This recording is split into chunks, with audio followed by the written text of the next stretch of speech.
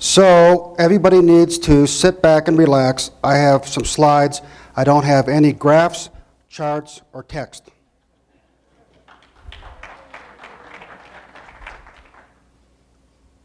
It's all pictures telling a story, the story of Yellowstone. And I'm going to talk about our history and how we thought we were doing things right and how wrong we were. These lights need to be down if you could, or I'll move. And what we're doing today and how we have emerged as a flagship for the National Park Service and the gateway communities in and around Yellowstone. Yeah, can you cut those? Or I'll stand over here. So a couple of interesting points. Bison, which we had around 3,000 of in the park. We lost over 500 last winter to the severity of our winter. At the peak of last year's winter, we were at minus 40 degrees Fahrenheit and a ton of snow. But bison are very resilient, and this past spring they really made a comeback. Okay. Christ.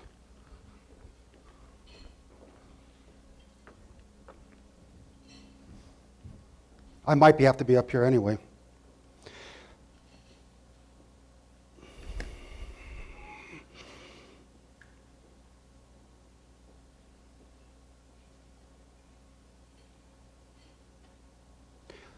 So that pretty much concludes my talk.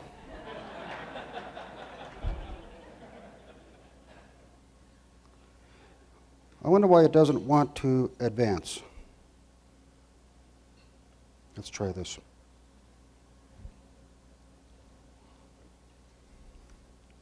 I might have to shut this down. It might have froze on me. Sorry, guys.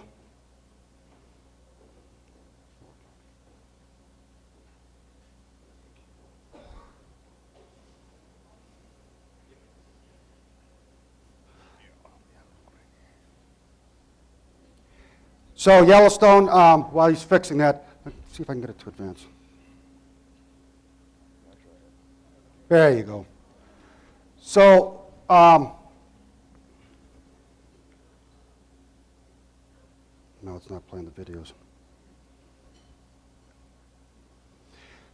So this happens in late July, the mating season for the bison. These guys will fight to the death over their harems.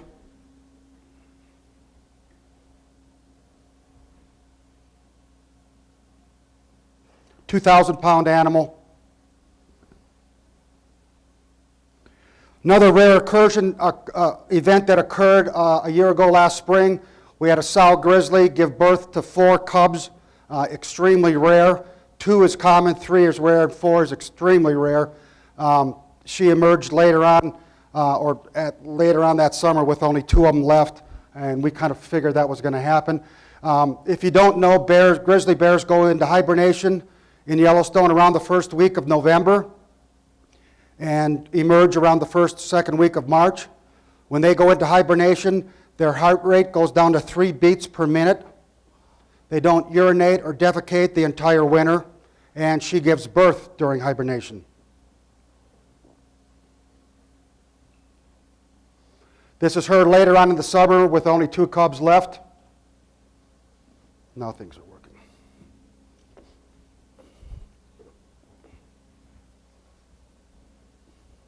And there's the male.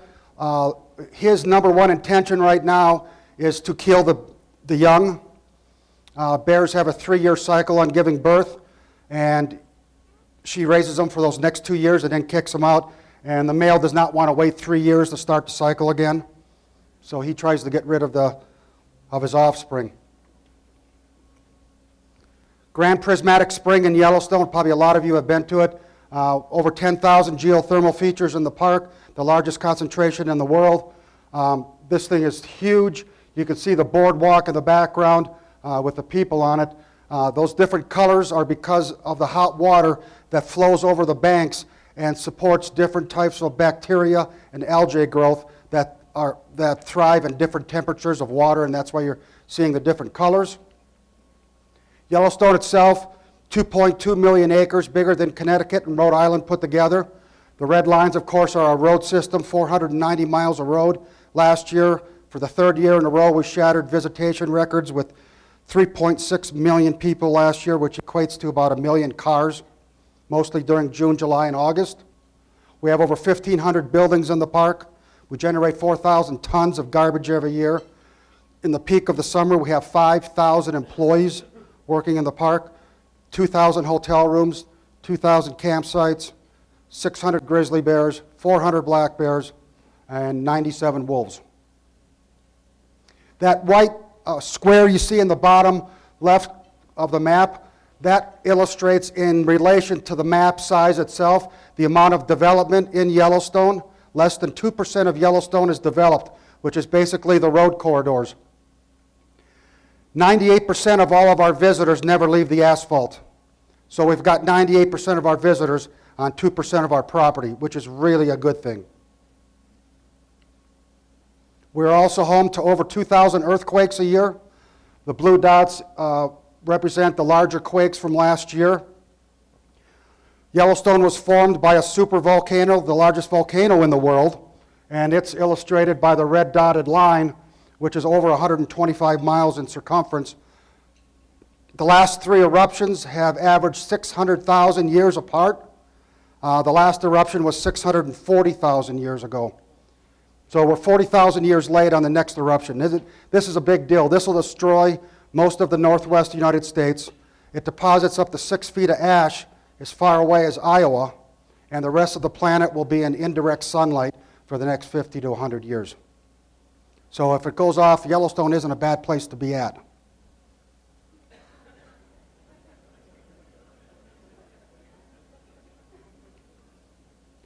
We have a very extensive historic photo collection in the park, over 250,000 historic photographs. This is a great one. This is from 1871.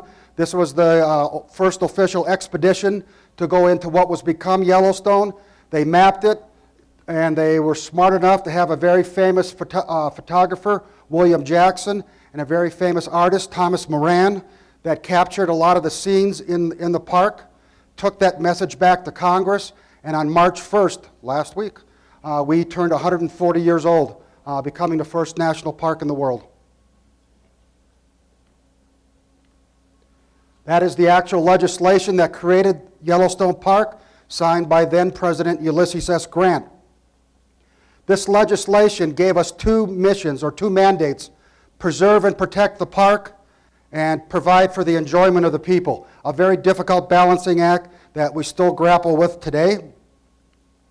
After the park was created, there was no National Park Service, and the federal government had never been in the business of managing public land. And as a result, no funds were appropriated for the park's protection. And in the following years, we had a lot of poaching, illegal hunting, people living in the park, doing a lot of damage. You can see this guy inside the park killed about everything he could find. Again, no control over the park. This is Old Faithful. Getting that close to the cone is extremely illegal today, if not dangerous. By the way, if you don't know, Old Faithful erupts every 93 minutes. Every eruption spits out 6,000 gallons of hot water. Matter of fact, that water is 204 degrees Fahrenheit when it comes out of the cone. And scientists have determined through isotope analysis that that water, every eruption, that water is over 600 years old.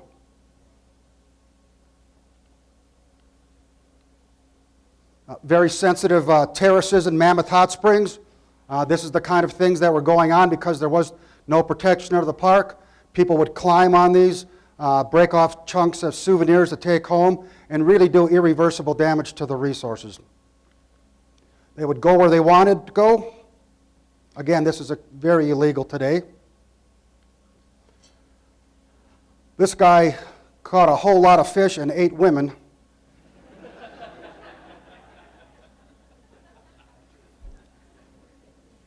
Again, no limits, no control over the park at all. As a result of this kind of activity, In 1886, the U.S. Cavalry was brought into the park. At the peak of their occupation, they had over 250 enlisted men and officers in Yellowstone. They maintained a presence in the park for the next 30 years and are attributed with saving Yellowstone Park. They took our double mandate of preserve and protect and provide for the enjoyment of the people. They swung the pendulum completely to one side, and they were all about preserving and protecting the park and really didn't give a damn about the visitor. Matter of fact, they tried to keep visitors out. And again, this went on for 3 decades. They built Fort Yellowstone, which today is Mammoth Hot Springs. All of these buildings were built in the 1890s. We still use every one of these buildings today for administrative offices and employee housing, all built with local material. One of the reasons the cavalry came in was poaching. In 1904, Yellowstone was down to 10 bison left. These bison, for example, were killed for nothing more than their tongues and gallbladders, which were considered delicacies in Europe. I'm not talking real sustainable yet, am I?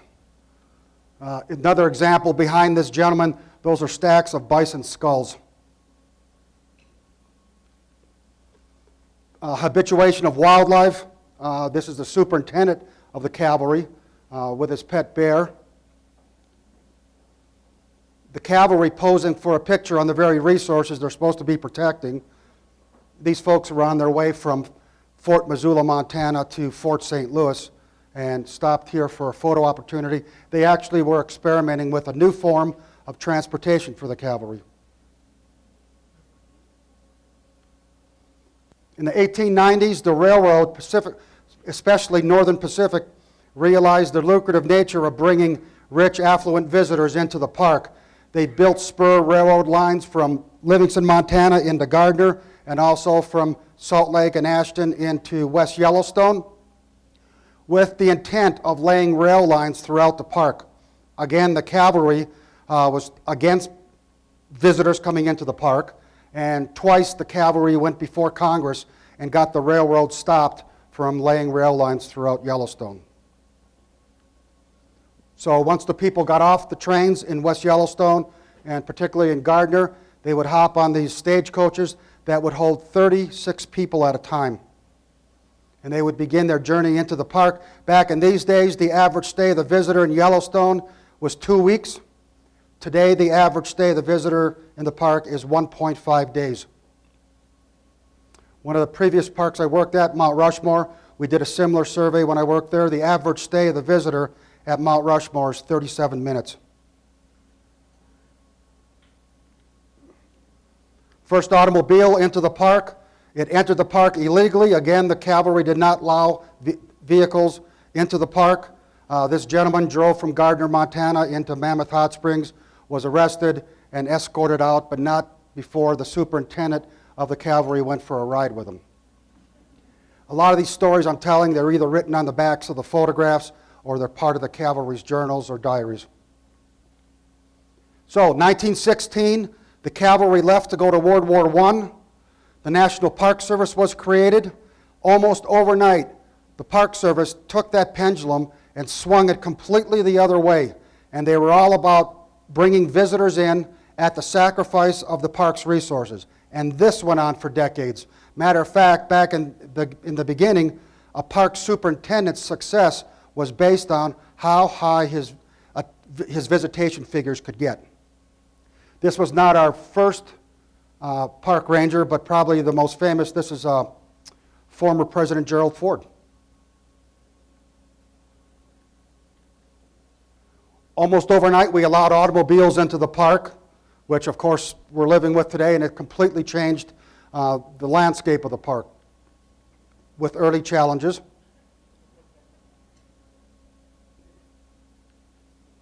We purposely built roads as close to natural features as possible, because that was a great visitor attraction where they could drive by Old Faithful and view it from the comfort of their car.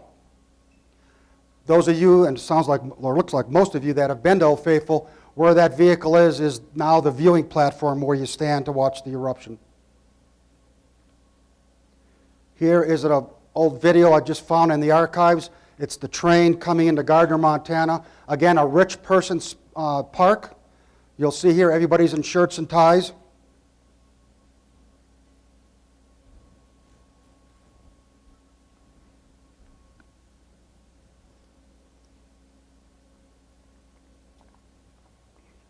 Had public transportation figured out, which we don't today.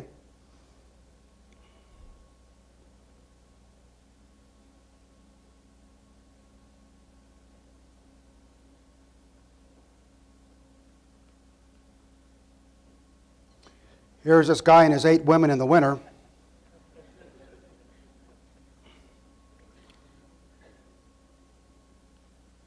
So we encouraged development in the park because that brought more visitors in, and we thought we were doing the best job we could by bringing more visitors in. You can't see it, but just to the right of the screen is Old Faithful Geyser. Every time Old Faithful would erupt, that hot water was collected in a pipe and piped into this building, and for 50 cents you could take a hot mineral bath with Old Faithful water. A great visitor attraction. We tried to get the roads open as early as we could in the spring to allow more visitors into the park. This picture was taken the first week of June.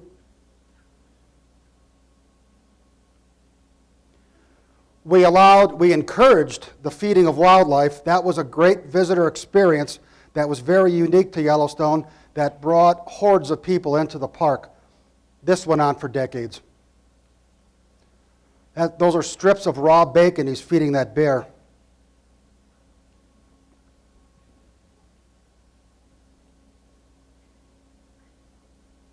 Bleachers set up by dump sites, ranger controlled.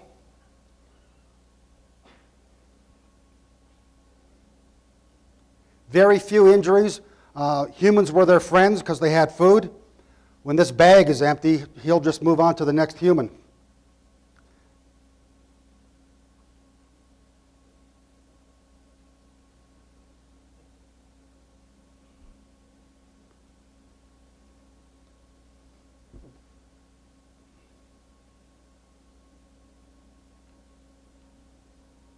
So this went on all the way until 1969, when it was realized this was not a good way to manage wildlife.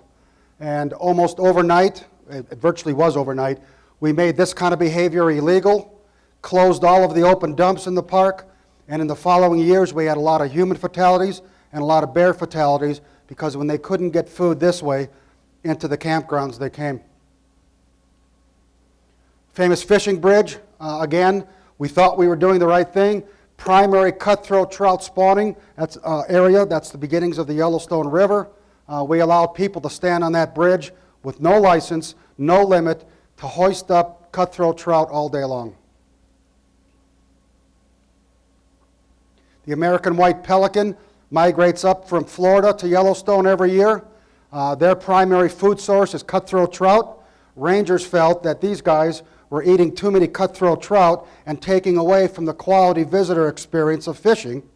So rangers every spring would go out to a couple of small islands on Yellowstone Lake, which was the breeding and nesting areas of the white pelicans, and every spring rangers with hammers would go out on these islands and smash thousands of eggs, thinking they were doing the best job they could. Today the cutthroat are really in danger for a number of reasons. Primarily the man's reintroduction of lake trout into Yellowstone Lake. Lake trout's primary food source is cutthroat trout. We felt that all predators were bad for a visitor experience. We tried to eliminate all predators in Yellowstone. Wolves, coyotes, mountain lions, lynx, bobcat, and in 1926 we were successful with killing the last wolf in the park. We felt all fires were bad. Smoke and flames were not a good visitor experience. So for decades, with good intentions, we put out every single fire in the park. And as a consequence of that, the fuel buildup on the forest floor was tremendous, and it all culminated in 1988 when over half the park burned because we had so much fuel and there was nothing that could have stopped it. Another example of what we allowed, this is a very, very fragile edge to that water, which is 170 degrees Fahrenheit, and these kids are throwing gravel into it to make it fizzle. And what's disturbing about this video that I found is, well, these kids being as close as they are, but there's a park ranger encouraging it.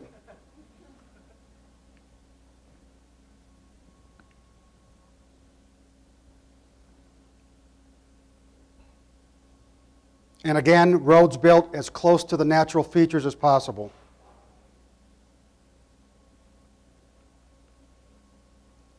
So that brings us up to today. Those of you that have been in the park, you know what this is.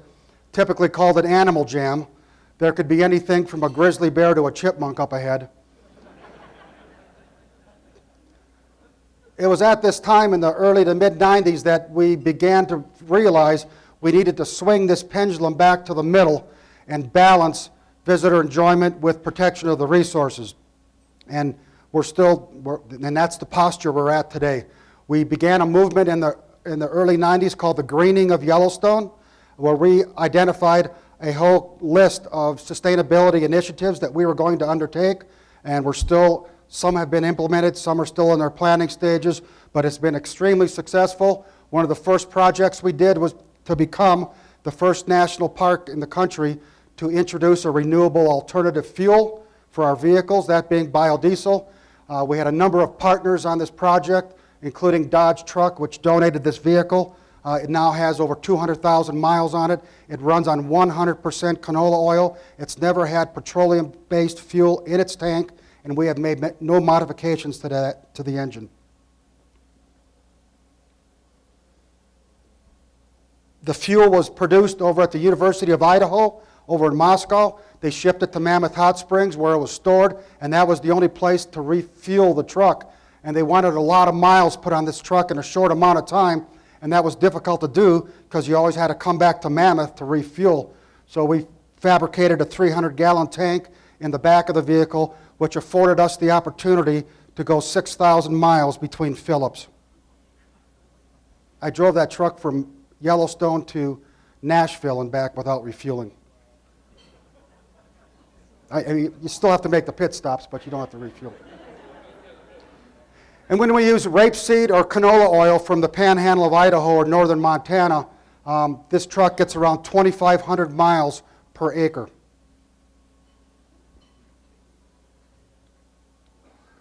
Everything we do in the park is a challenge. Because the truck is running on 100% canola oil, the exhaust has the sweet aroma of French fries or cooking oil. And as a result, resource managers were very concerned that the truck would in fact become a grizzly bear attractant because of the exhaust.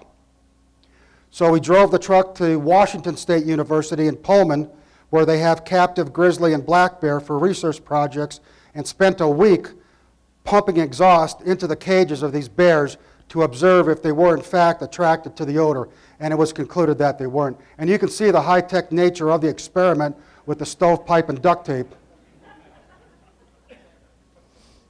Matter of fact, the grizzly bears in particular seem to be more attracted to pure diesel odor than canola oil. Anyway, as a result of that one project, in the year 2002, we converted everything in Yellowstone to a biodiesel blend. All vehicles, heavy equipment, generators, boilers, everything in Yellowstone that's diesel is on a biodiesel blend, reducing by about 650 metric tons the amount of CO2 going into our atmosphere every year. This has been replicated by at least 40 other national parks around the country. Again, our heavy equipment, what you're looking at here is the single most complex, expensive operation in the National Park Service. It's moving snow off of our 490 miles of road every spring. We start the first week of March. We're in it right now, and we target Memorial Day. I don't know if you can see it, but there's a snow stake up here, and that's marking the edge of the road, and that's 16 foot tall. I took that picture mid-April last year. Okay, so public transportation, prior to World War II, we had over 400 of these old yellow buses. People would get off the trains and hop into these 13-passenger vehicles, which were very attractive because they had a canvas rollback top, so on nice days you could get that open-air experience. You could stand up and take pictures, and it was very successful. After World War II, by the way, the park was closed from 1941 until 1948 because of the war. When we reopened, all visitors fell in love with the private automobile. Very rich in tradition in Yellowstone. Nobody wanted to ride in these yellow buses. They were slowly auctioned off over the years to the point where we only had 2 of them left. And they're in our historic vehicle collection in Gardner. And then we received an anonymous call that there were 8 of these buses up in Skagway, Alaska. The Park Service allowed me to go up there, and sure enough, there was a tour operator giving tours of Skagway in these 8 Yellowstone old yellow buses. They still had the original Yellowstone license plates on them, and the tour operator swore he didn't know where they came from. We struck a deal and purchased those 8 buses back. It was a partnership with Xanterra Parks and Resorts. Struck a deal, purchased those buses, had them refurbished, and 3 years ago put them back into service. And here are those 8 buses coming back into Yellowstone after being absent for over 70 years. We feel this is one of the hooks that'll want to get people out of their private automobiles and into a form of public transportation. We do have visitors wanting to get out of their private automobiles and wait in line to get into a form of public transportation.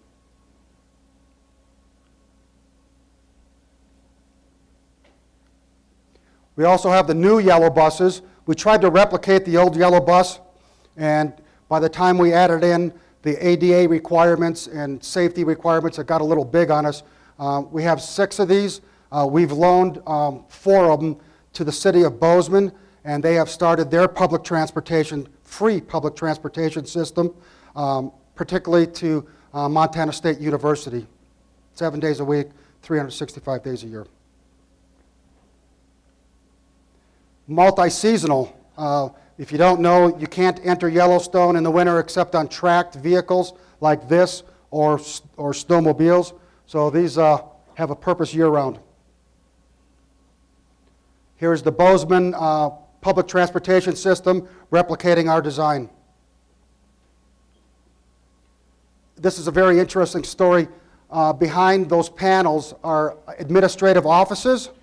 When these modest solar panels were put up, they only offset the grid by about 6%, yet electricity consumption in those buildings went down 50% after the panels were installed. And that's because the employees had to walk the parking lots in front here. The employees had to walk in front of these panels every day to get to their offices, and it had that reinforcing effect that they need to conserve electricity and be aware of the electricity they're using.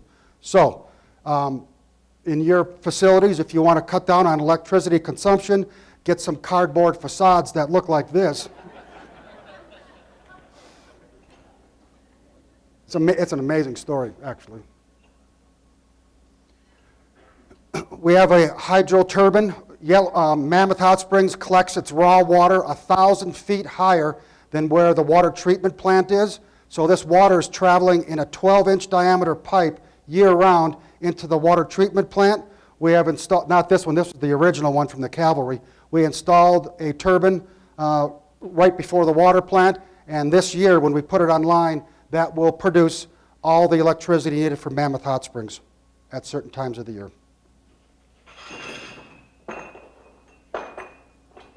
You need some help?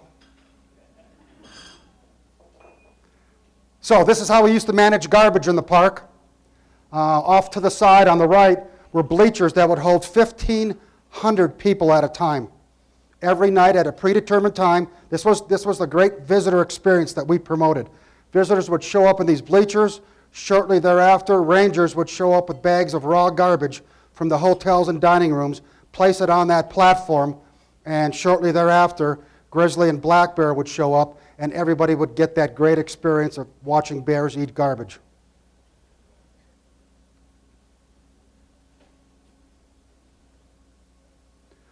Multiple open dumps purposely created along roadsides so people could drive by and see this. And this went on for decades.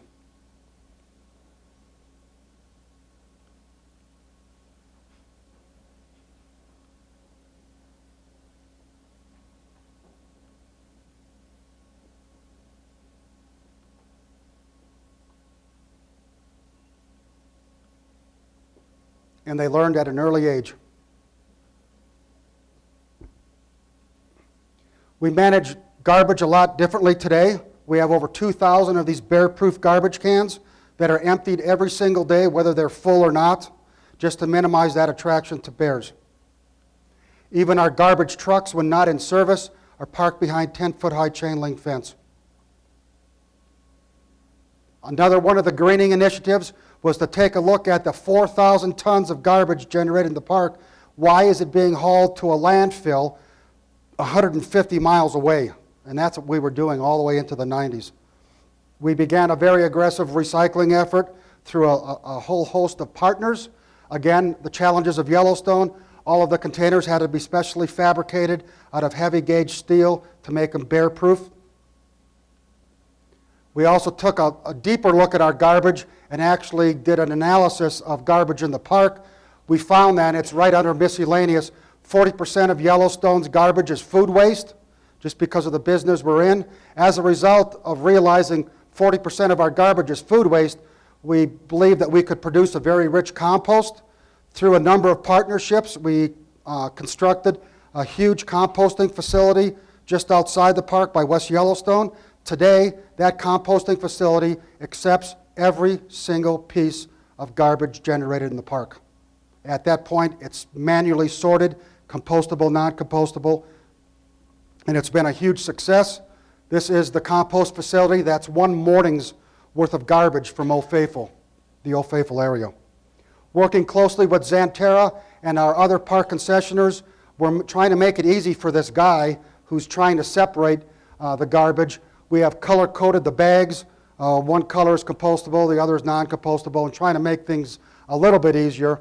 But the most important point about this is that we are able to do a visual of our garbage every single day and see what's in the waste stream and decide what we want to take on next to reduce, eliminate on the front end. This has been very successful because most people, once the bag of garbage goes into a dumpster, nobody sees what happens to it or what's in it, but we get to see everything. One thing we noticed, which we never thought of, the first day it opened, was we were receiving in this pile hundreds of these small shampoo bottles. Again, we have 2,000 hotel rooms in the park, and they were clogging up the entire compost process. So we worked with Xanterra and other concessioners, and they have switched at an expense to them initially to all cornstarch-based compostable shampoo bottles, cutlery, to-go containers, juice or drink cups. All that stuff is now compostable, and we don't mind seeing it in our waste stream. The company even developed, when a bar of soap gets small, you end up tossing it in the waste stream. Well, this company developed a bar of soap without a center.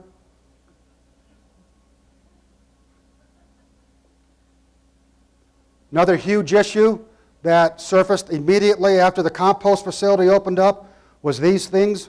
These are the small Coleman brand, usually 1 pound propane cylinders used for lanterns, stoves, heaters, whatever. Non-recyclable, non-refillable. There's 60 million of these canisters produced in the U.S. every year, enough steel for 10,000 automobiles. Coleman refused to embark in a partnership with us to try and tackle this problem, and so we solved it ourselves. This is the world's first ever propane cylinder recycling unit. It does 1,000 cylinders a day. It takes the cylinders, purges any remaining propane out, and stores it in those 2 tanks. That same propane that we just collected from these small cylinders is used to power the generator and compressor on the trailer there that punctures and flattens the cylinder, which now can be redeemed as high-quality raw steel at any recycling center. Since the invention of this trailer, oh, thank you. I believe Zion has one now, or Bryce and Zion are sharing one. Grand Canyon has one, Rocky Mountain National Park. All of the provincial parks in Canada, the state parks in Florida, all have one of these trailers that originated in Yellowstone. The $50,000 to design and construct that trailer was all done through donations. As a matter of fact, within 2 weeks, we had more than enough money to fund this project, mostly from concessioners in Yellowstone and Grand Teton parks, but also AmeriGas, who supplies a majority of the propane for these cylinders nationwide, gave us $10,000. Worthington Cylinder Company, which actually manufactures the cylinder, gave us $10,000. And REI, who has a real guilt about selling the cylinders, gave us $10,000. And you notice Coleman is not on there. So this past year, over 40,000 cylinders collected and processed in Yellowstone and Grand Teton National Park. There's not a recycling center in the country that'll take one of these cylinders unless there's ironclad proof that there is no more explosive gas in that cylinder, and that's why they're punctured and flattened like you see.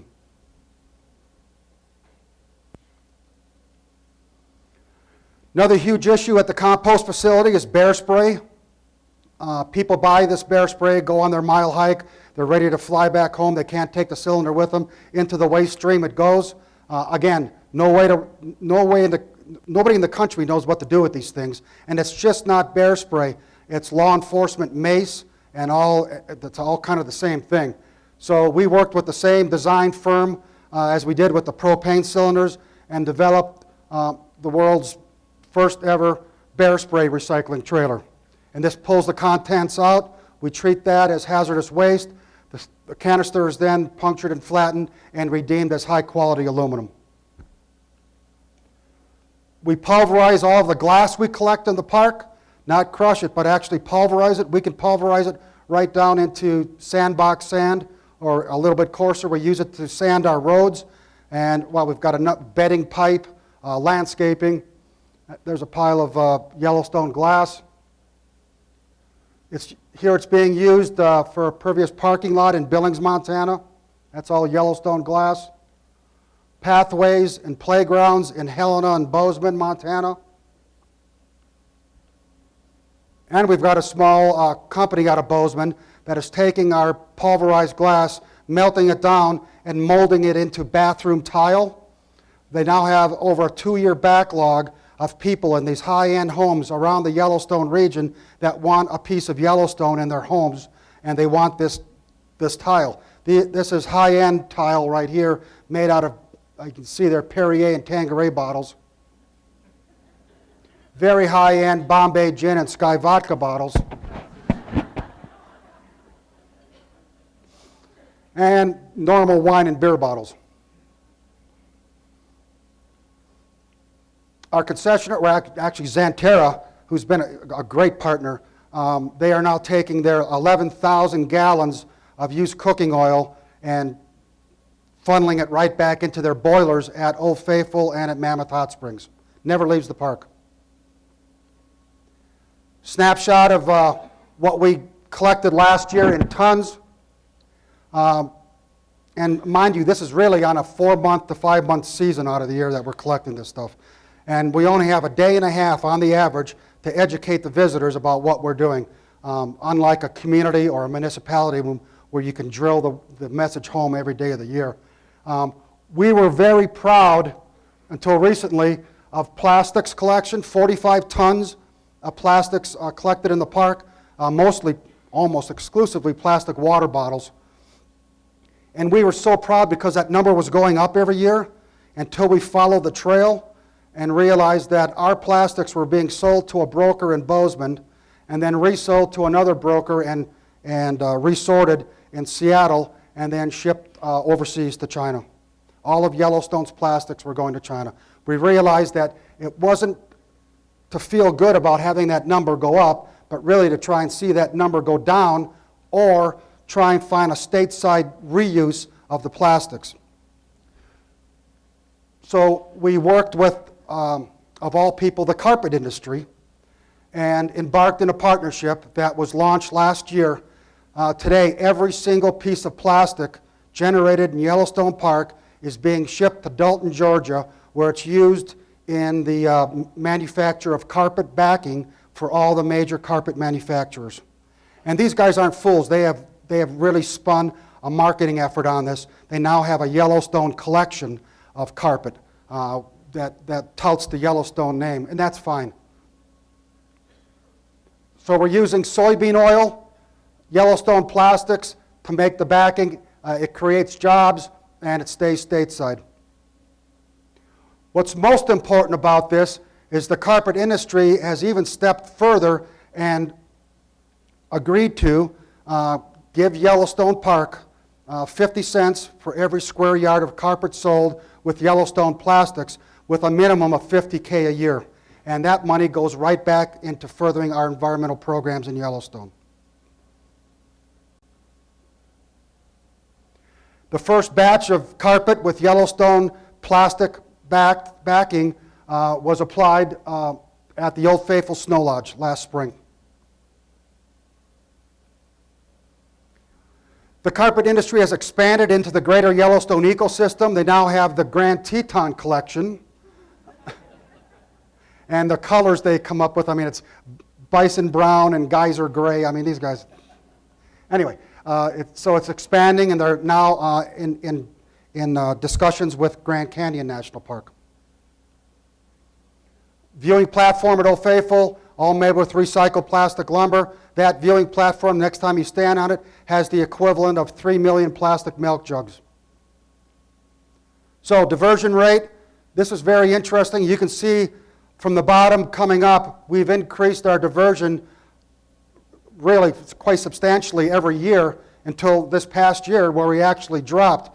And we don't really understand it. We've got some Georgia Tech interns working on doing the analysis of why recycling continues to grow, our commodity numbers continue to grow, yet diversion rate has gone down. Maybe we're getting better at crunching the numbers. We don't understand it. But one thing we have realized, 3 years ago, the average visitor in Yellowstone generated 1 pound 10 ounces of garbage during their visit. This past year was 1 pound 6 ounces, so it's a 4-ounce drop, which doesn't seem like a lot, but when you run those numbers out times 3.5 million people, so there's a lot of things that we don't understand. We're not embarrassed or discouraged by that number. We just need to find out why it's happening. We analyze all of our cleaning products in the park. We have a huge janitorial business in Yellowstone. We have employees that do nothing but clean the same restroom all day long. And they're very proud, and it was very difficult to get them to change. We had over 139 cleaning products in the park, all containing some level of toxicity, either to the employee or to the environment. And so we set up criteria that cleaning products have to meet: non-aerosol, non-corrosive, naturally derived, on and on. And we found a company that met all the criteria. We went from 139 products down to 6. This has been replicated in many other national parks. But again, behavioral change, we virtually had to take crowbars to get the 409 out of these janitors' hands. Because for you and I, using that 409 once a week or once a month is probably not a big deal. When these guys start using it Monday morning all the way until Friday afternoon, their threshold of tolerance to these toxins has been exceeded. And bleach, and every time they come on shift, they pour another splash into the spray bottle. It was a bad deal. Yellowstone in winter, that all changed. This was the first snowmobile in 1926. We got ourselves into a hell of a mess. In the year 2000, we had over 80,000 snowmobiles in Yellowstone.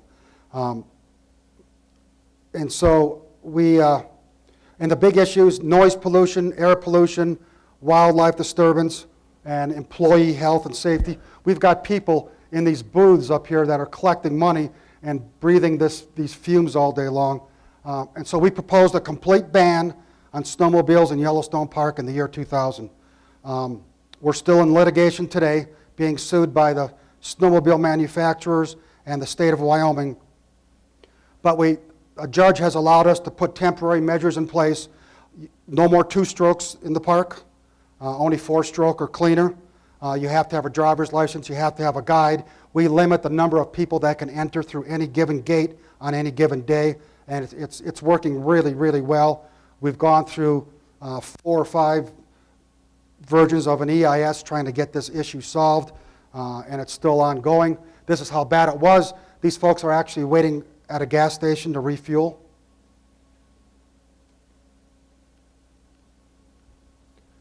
We groom every road corridor of the park every night of the winter to provide that smooth, hard-packed surface for the safety of the snowmobiler. Well, the bison have figured out it's a lot easier to walk on that hard-packed surface than in the powder snow. So this 40-foot wide corridor gets very busy with wildlife, snowmobiles, snow coaches, skiers, like this.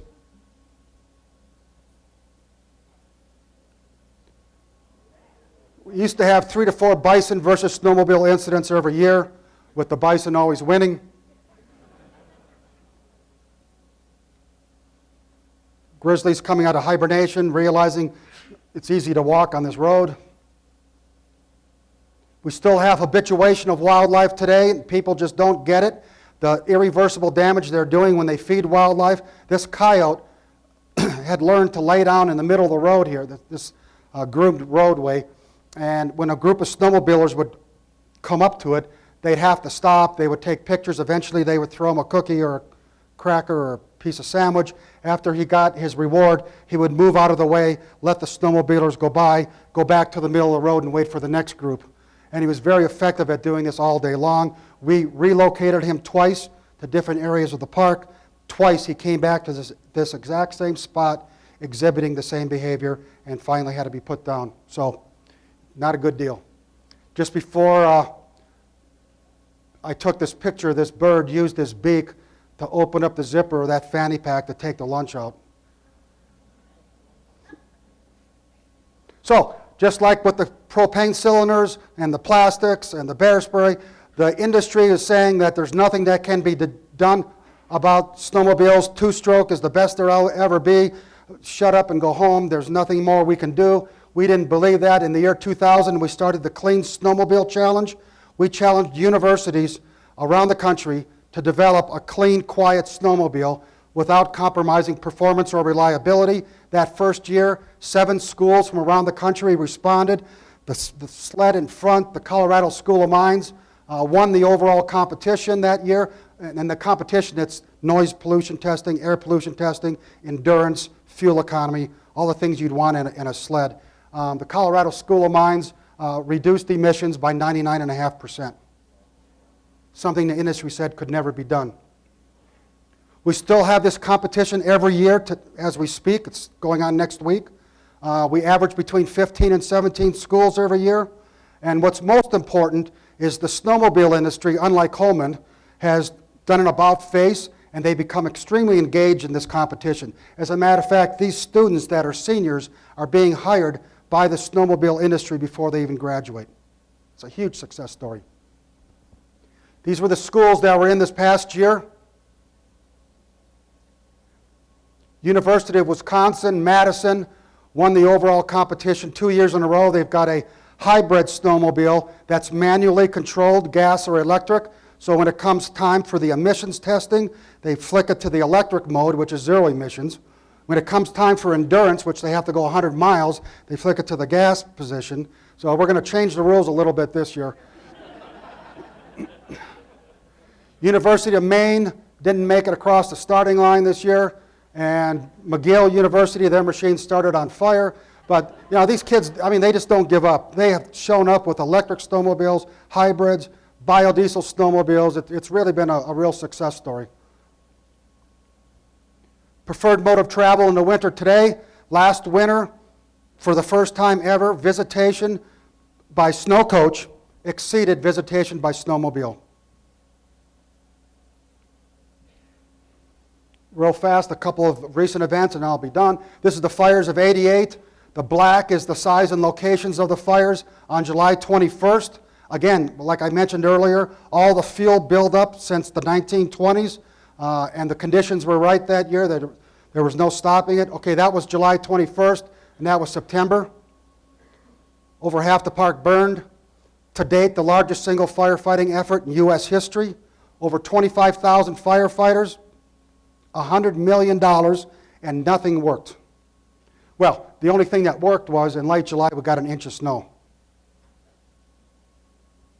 Late September. Firestorm rolling into the Old Faithful area early September. I was there and it wasn't fun. Okay, last story is, again, getting it back to the wolves. Again, rangers felt that there were good animals and bad animals in the park. The good animals were the ones that you could feed and pet, like elk and deer, and bad animals were all the predators. These wolf pups were destroyed shortly after this picture was taken. That's actually a park ranger. So in 1995, the wolves were brought back into Yellowstone. We captured them up in Alberta and British Columbia. And we did something that has never been done in modern history, and that is called a soft release. It was feared that if we brought the wolves down from Canada and put them in Yellowstone and turned them loose, they would instinctively bolt north and try and get back to Canada. So we put them in these 1-acre acclimation pen sites, and this was their home for the next 8 weeks to get them calmed down and acclimated to Yellowstone so that when they were finally really released, they would stay in the park, and that's exactly what happened. This is the first wolf being carried into the park after being absent for 60 years. And Secretary of the Interior, this is a big deal. Secretary of the Interior Babbitt and Fish and Wildlife, that's me in the back, but we had to carry this kennel almost a mile back to where this pen site was. I took this picture feeding the wolves. We'd feed them every 3 days, roadkill, winter kill, whatever we could find, 15 pounds of meat per wolf every 3 days. Contrary to popular belief, they're not the bloodthirsty animals that they've been portrayed to be. There's never been a documented case of a wolf attacking a human. As you can see, I'm inside the cage with them or inside the pen site with them. They do nothing but pace very nervously as far away as they can until you leave. Matter of fact, after you leave, even though they haven't been fed in 3 days, it'll take them hours to approach that raw meat because they associate it with human scent and human activity and want nothing to do with it. They're just amazing animals. President Clinton was a very strong supporter of the wolf program. He made multiple visits out to the park. Here he is. We're loading up bags of raw meat. He actually carried the meat over his shoulder and went inside the pen site and helped feed the wolves. That's daughter Chelsea next to him, and actually helped feed the wolves, much to the chagrin of the Secret Service there in the background.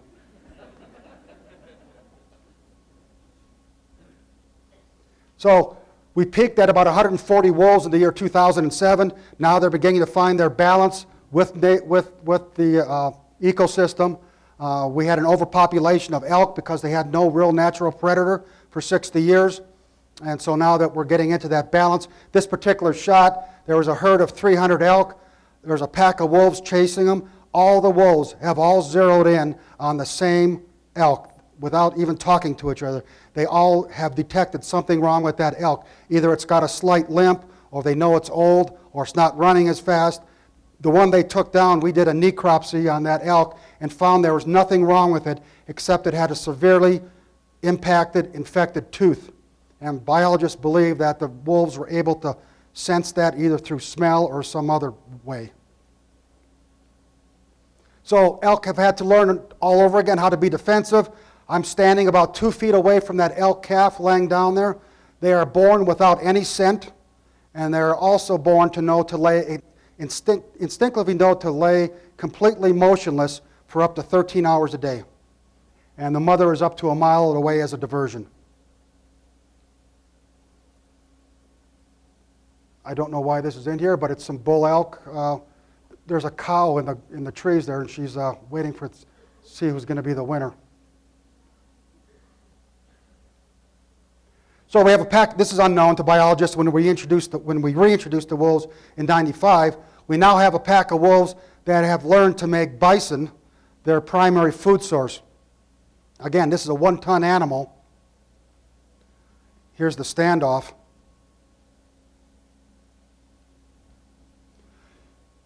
Here's a video of wolves trying to take down a bison. You can see this wolf's already gotten injured.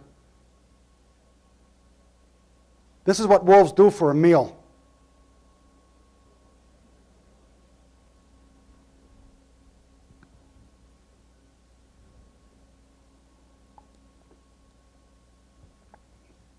So this went on for over an hour. and the wolves went away hungry with probably some headaches. When a bison stands his ground like you see here, he's most likely going to survive. As you can see, he's got a defense mechanism. It's when he tries to run that the wolves are able to grab those hind legs or the throat and make the kill. Grizzly bears are loving the reintroduction of the wolves because the wolves are doing all the work of taking down the animal, and then the bears take over the carcass and everybody's got to wait their turn. And this illustrates it. There's a fresh carcass right by those wolves that they have just taken down, and the mom grizzly and her 3 cubs are about to take it over.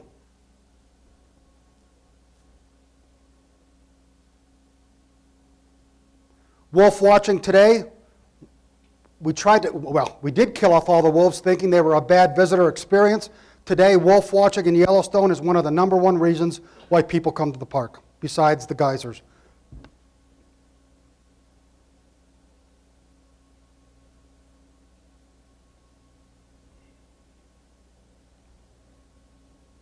So we have a facility in the park out in Lamar Valley, if you folks are familiar with that, where we have an adult education facility. You can take a 3-day class on geology, anthropology. They all decided to sleep in, and I took this picture of this wolf relieving himself on the very cabin they're all sleeping in.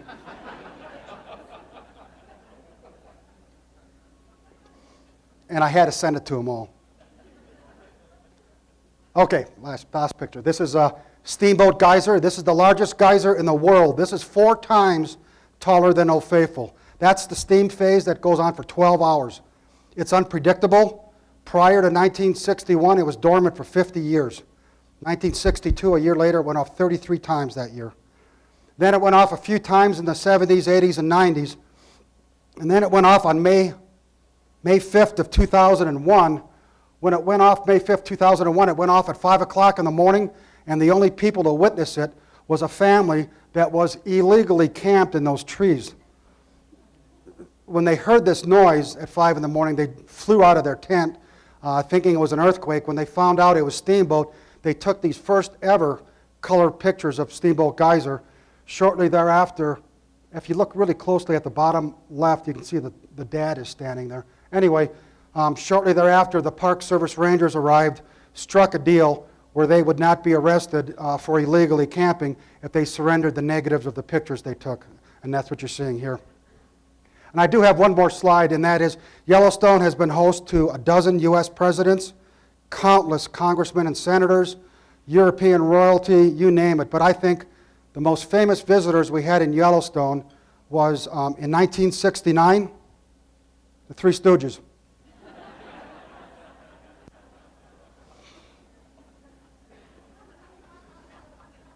Thank you.